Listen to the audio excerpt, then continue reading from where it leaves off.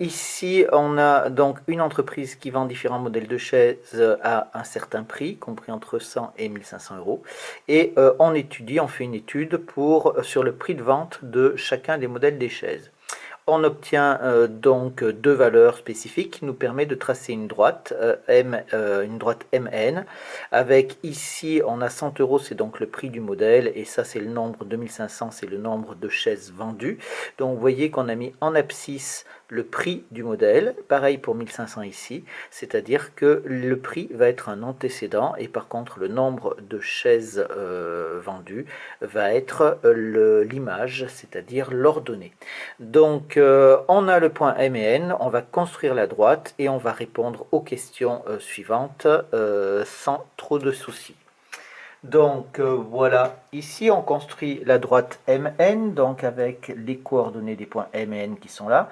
La première difficulté, c'est toujours de choisir une échelle qui convient. Vous voyez qu'il faut arriver à 2500 sur les ordonnées, donc il faut prendre une échelle qui va permettre de pouvoir placer 2500. Et sur les abscisses, on va de 100 jusqu'à 1500.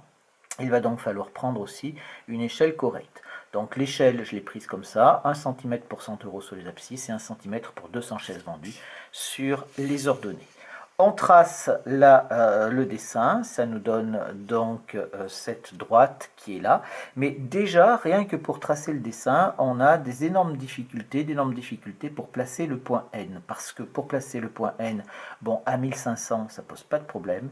Mais pour trouver 10 ici sur l'axe des ordonnées, eh bien l'échelle, elle est pas adaptée pour avoir cette valeur-là. Elle est très adaptée pour les grandes valeurs.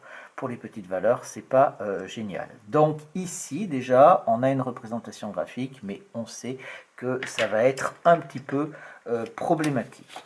La première question, on vous demande ici d'estimer le nombre de chaises vendues pour un modèle à 500 euros. Là, il n'y a pas de problème, 500 euros, on l'a ici. On va pouvoir faire une estimation. Alors certes, on a certainement fait une petite erreur, mais c'est quand même lisible et elle devrait être relativement acceptable. Donc pour 500 euros, ici, moi je me retrouve à cet endroit-là. Donc je vais dire que pour un modèle ici, pour un modèle à 500 euros, donc on a trouvé l'abscisse ici et on calcule l'image, on estime, on peut vendre, on peut estimer la vente. Ah, donc ici on regarde, on est à 1200, 1400, 1800, 1800 unités.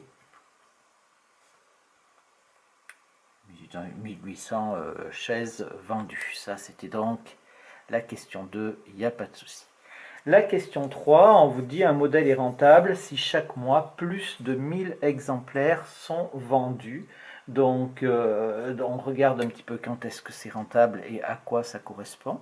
Donc plus de 1000 exemplaires vendus, ça nous fait donc ici quelque chose qui est au-dessus de cette droite-là. Donc je trace ici ma droite de niveau, comme je vous appelais ici, donc on est à 1000, d'accord, et je vais prendre tout ce qui est au-dessus et je vois que ça se passe à ce niveau-là. Et je regarde un petit peu, il faut en vendre plus de 1000, donc j'arrive ici à une limitation à cet endroit-là. Donc je vois ici que je suis à 500, 600, 700, 800, 900. Je suis à 950. Donc dans la question 3, le prix de vente. Si le prix de vente est inférieur à, donc ici je suis à cet endroit-là, j'ai dit 5, 6, 7, 8, 9, 950.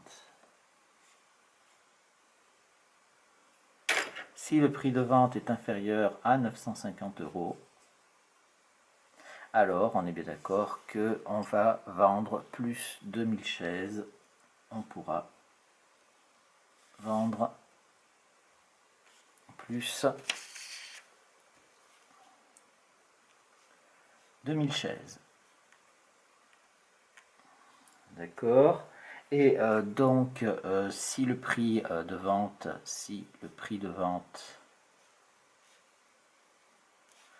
dépasse 1000 euros, alors on vous dit que le modèle ne sera pas rentable. Le modèle ne sera pas rentable.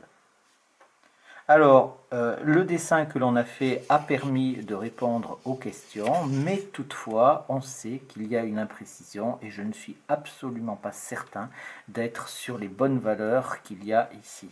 Donc ici, seul le calcul pourrait confirmer ici cette chose-là. Mais pour être sûr, il faudrait savoir quoi? Eh bien, si on veut le calcul, encore faudrait-il avoir l'expression de la fonction affine, dont la représentation graphique passe par m et n. Donc, seule la connaissance de la fonction, de l'expression explicite de la fonction,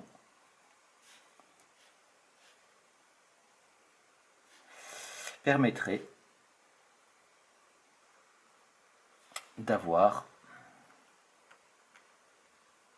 des valeurs, des réponses, on va dire, des réponses sûres. D'accord? Autrement, eh bien, on est juste dans l'à peu près et on n'est pas sûr d'avoir quelque chose de certain. Alors, quand on travaille avec une entreprise, si on fait ne serait-ce qu'une petite erreur, après, sur des milliers d'exemplaires vendus, ça peut faire, bien entendu, une grosse différence.